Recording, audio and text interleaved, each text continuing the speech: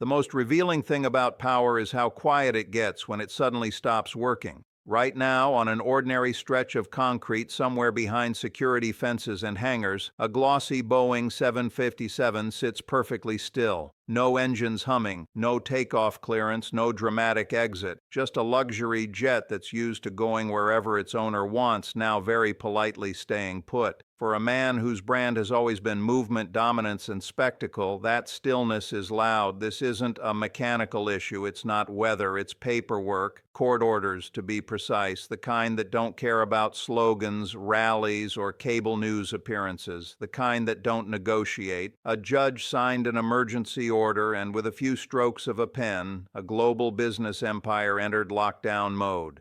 Properties frozen, accounts restricted, assets placed under supervision.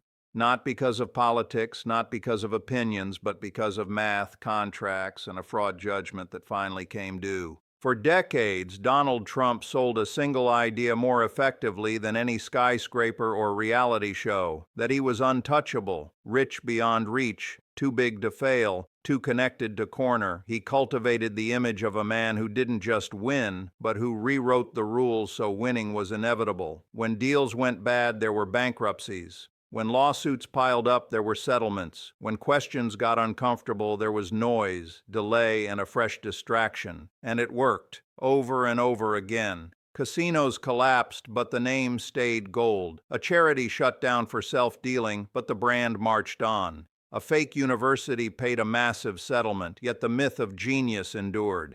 Each scandal reinforced the same lesson: consequences were for other people. Trump always landed on his feet, usually after daring critics to prove otherwise. Until now.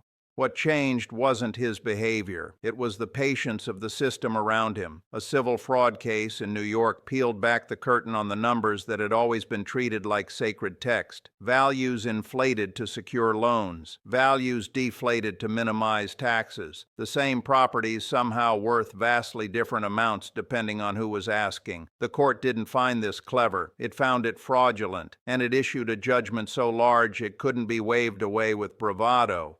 Here's where the story stops being abstract and starts getting uncomfortable. When someone loses a civil fraud case at this scale, the law is very simple.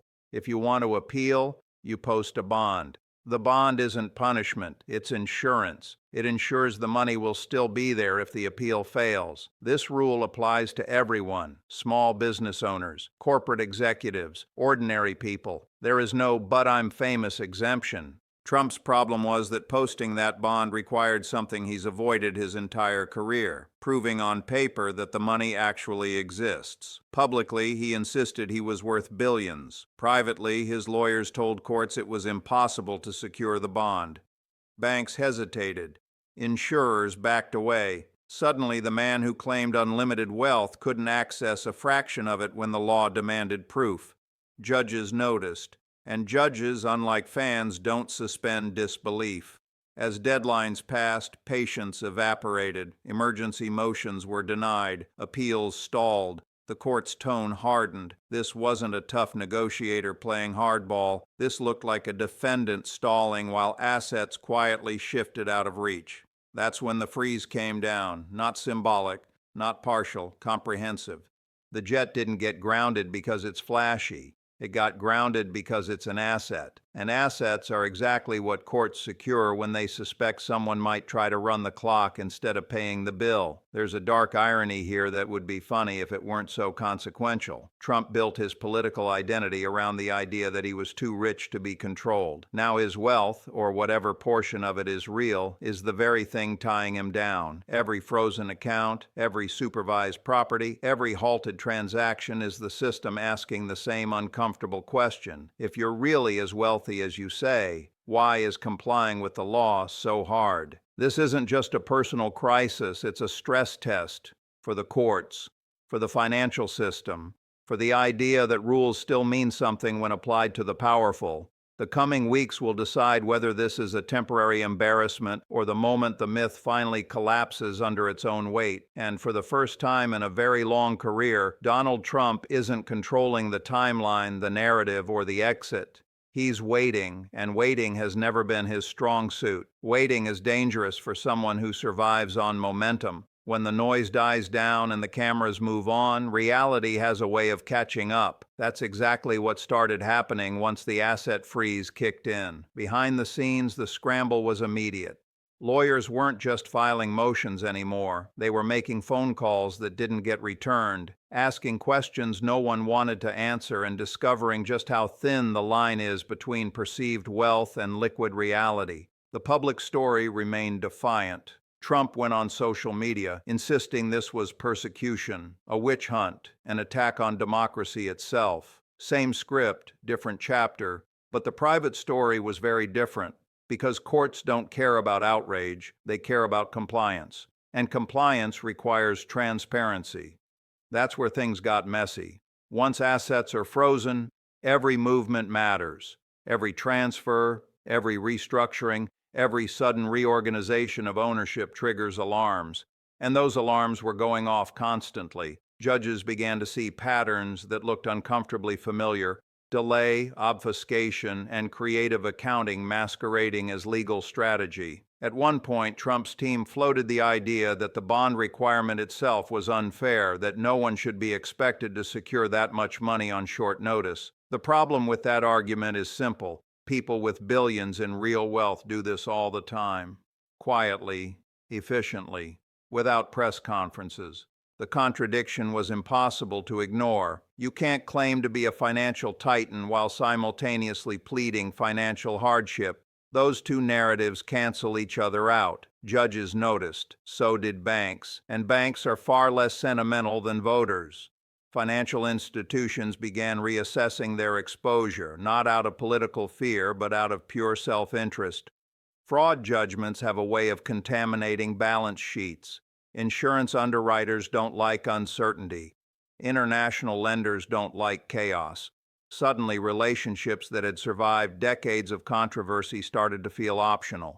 Distance became prudent. Silence became policy. This is where Trump's long history started working against him. For years, he had trained everyone around him to expect exaggeration. Creditors learned to pad margins. Partners learned to double-check valuations. Lawyers learned to translate bombast into something courts might tolerate. But now, none of that flexibility mattered. The system wasn't asking for a story, it was asking for cash. As pressure mounted, whispers of desperate options surfaced. Fire sale asset liquidations, unorthodox financing proposals, conversations with people whose money came with uncomfortable questions attached. From a legal perspective, this was the worst possible move. Courts interpret panic as risk. Risk justifies control. Control tightens freezes. At the same time, the political fallout began to ripple outward. Republican candidates and swing districts suddenly found themselves answering awkward questions. Not about ideology or policy, but about competence. Voters can forgive a lot, but they struggle with contradiction. A man who claims to be the ultimate deal maker but can't close the most important deal of his life doesn't inspire confidence. Suburban donors noticed. Party strategists noticed. Even some longtime allies quietly recalculated the cost of loyalty. Trump's instinct, as always, was escalation. Attack the judges, attack the prosecutors, attack the system itself. But there's a flaw in that approach when the system already has your assets in a legal vice. Every accusation hardens resolve. Every outburst becomes part of the record. Judges don't need to argue back. They just document behavior and let consequences accumulate. The irony is that this didn't have to happen this way. Many defendants in massive civil cases do something remarkably boring. They comply. They post the bond. They appeal quietly. They preserve dignity by respecting the process. Trump couldn't do that without puncturing the central myth of his life. Admitting limits would mean admitting exaggeration. Admitting exaggeration would unravel the brand. So he chose the only option that preserved the illusion, even if it destroyed everything else: defiance. That choice didn't just put his money at risk. It put the system itself on trial. Because now the question isn't whether Trump can delay long enough to escape consequences. The question is whether the institutions enforcing the law will blink first. And history shows that when powerful figures test systems this aggressively, the outcome shapes behavior far beyond a single case. The jet still hasn't moved, the accounts are still frozen, and every day that passes without compliance makes the eventual reckoning heavier. What started as a financial judgment is slowly becoming something bigger, a referendum on whether the rules apply when the defendant refuses to play along. And that's where things start to get truly dangerous. The danger isn't chaos. Chaos is loud, obvious, and usually short-lived. The real danger is normalization, the slow, creeping acceptance that this kind of behavior is just how things work now. That if you're powerful enough, loud enough, or surrounded by enough lawyers, the rules become more like suggestions.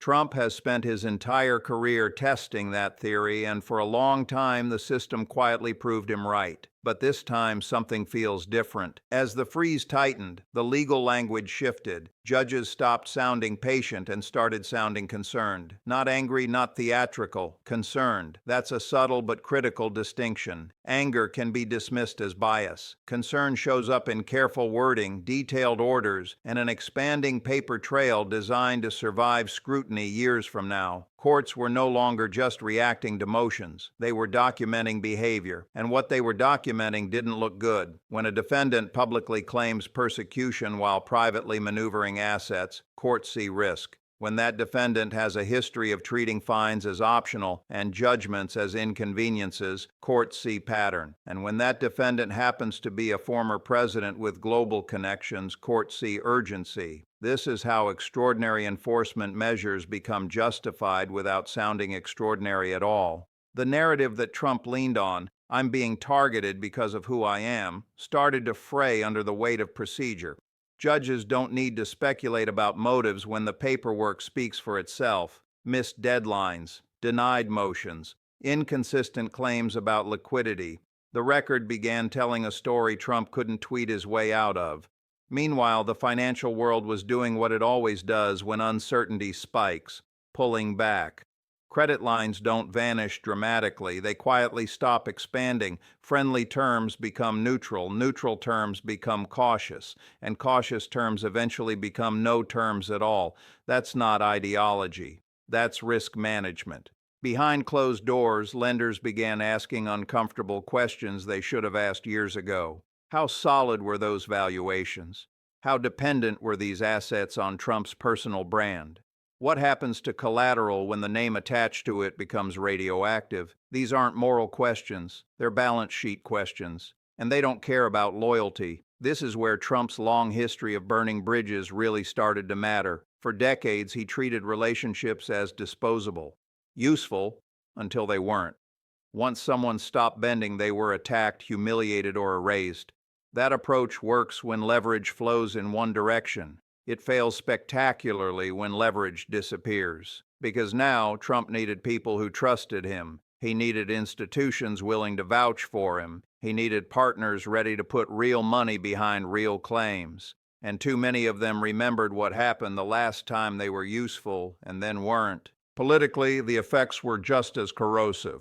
Moderate Republicans found themselves trapped between base loyalty and basic credibility. It's hard to argue for fiscal responsibility while defending a leader who can't explain his own finances. It's hard to sell strength while watching defiance turn into paralysis. Every new development forced allies to choose between defending the indefensible or staying silent and hoping no one noticed. Silence, however, is its own message. On the other side, critics didn't need to exaggerate. The visuals did the work for them. A grounded jet, frozen properties, court orders stacking up. The symbolism was almost too perfect. The man who sold motion, dominance, and inevitability was stuck waiting for permission. And permission, for once, wasn't coming from him. Trump's response was predictable. Double down. Frame enforcement as tyranny. Portray compliance as surrender. Cast himself as the last barrier between freedom and collapse. It's a powerful story for an audience that already believes it. It's useless in a courtroom. The law doesn't care how many people cheer outside. It cares whether judgments are satisfied, whether orders are followed, whether defendants act in good faith. And the longer Trump refused to do the boring, unglamorous thing, comply, the more the system treated him not as a celebrity defendant, but as a risk to be contained. This is the pivot point, not the freeze itself, but what it represents. A moment when institutions stopped accommodating personality and started enforcing principle. If that holds, the consequences will extend far beyond one man. It will signal that delay tactics have limits, that fame doesn't buy exemptions, that eventually even the loudest defiance runs into a wall that doesn't move. And if it doesn't hold, if the system blinks, retreats, or carves out an exception, the message will be just as powerful and far more dangerous, because then everyone will know the rules were never real to begin with. What makes this moment so unsettling isn't just the scale of the money or the drama surrounding it. It's the quiet realization spreading through institutions that this isn't a one-off spectacle. It's a precedent fight. Everyone involved understands that whatever happens next will be studied, cited, and remembered, not as gossip, but as guidance. Inside the legal system, the tone hardened further. When courts begin to suspect that a defendant is not merely resisting a judgment, but actively undermining the enforcement process, the lens shifts. This stops being about a single case and starts being about protecting the integrity of the system itself. Judges don't like being put in that position, but once they are, they tend to move deliberately and thoroughly.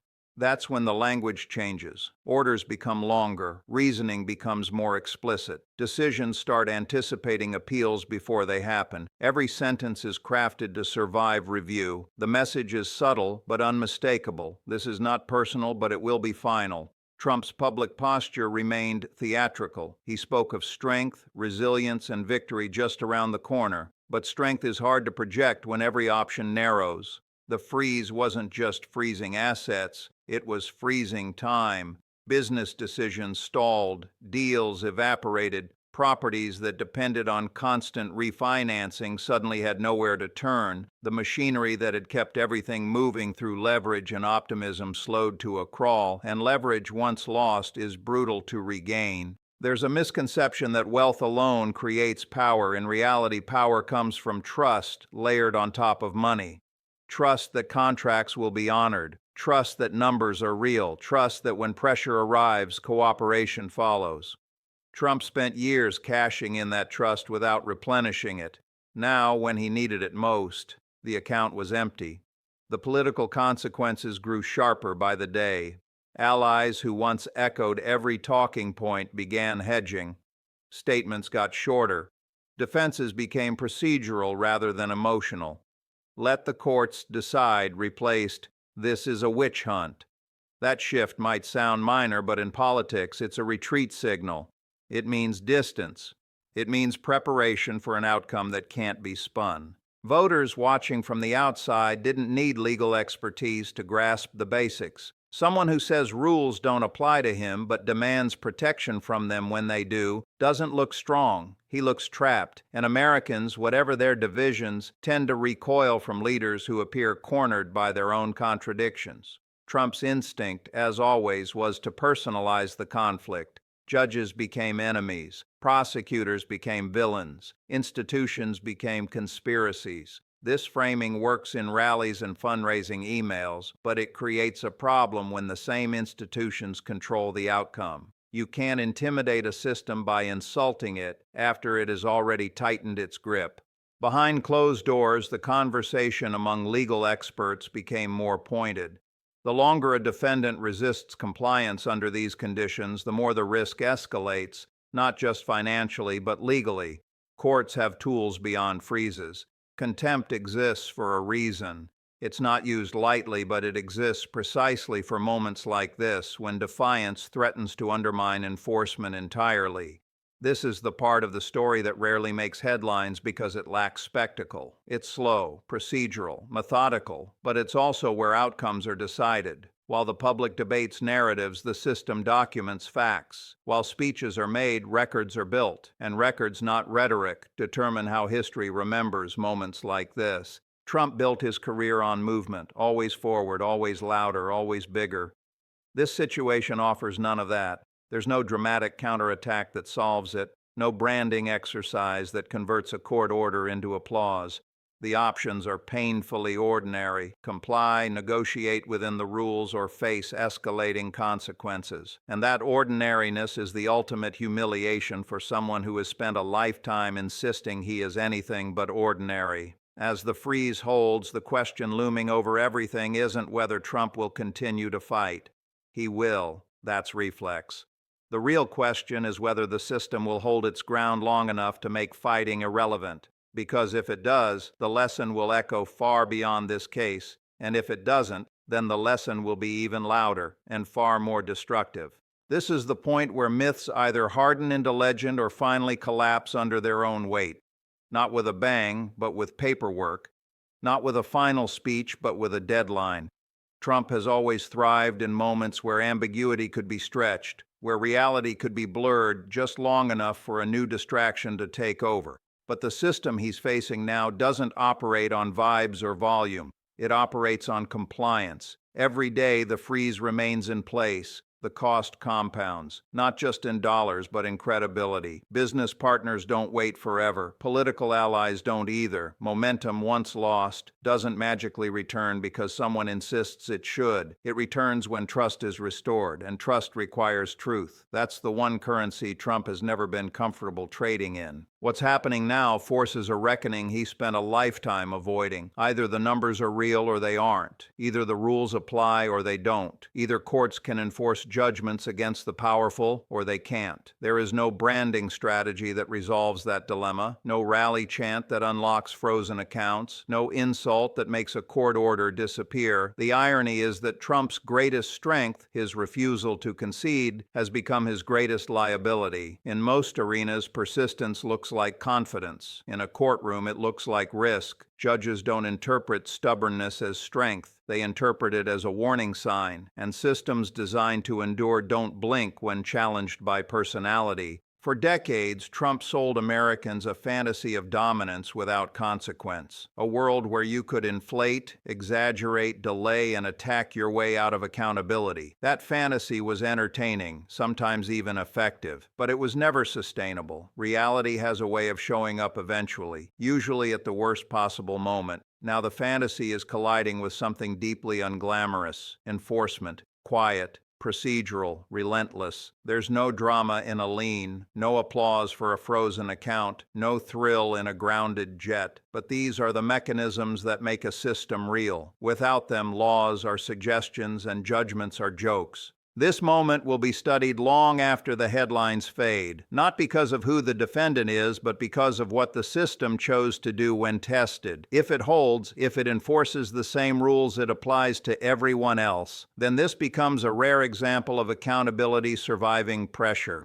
A signal that the guardrails still exist, even when someone tries to drive straight through them. If it fails, the consequences won't stop with Trump. They'll ripple outward. Every future defendant with money and influence will learn the lesson. Delay works. Defiance pays. Compliance is optional if you're loud enough. That's how systems rot. Not overnight, but one exception at a time. Right now, the outcome is still unresolved. Appeals grind on. Lawyers posture. Statements fly. But beneath all of it, the machinery keeps moving. The freeze remains. The clock ticks. And the man who built an empire on the idea that he could always escape the bill is finally being asked to settle it. The jet is still on the ground. The assets are still locked. And the story, for once, isn't being written by him. It's being written by the rules he spent a lifetime insisting didn't apply.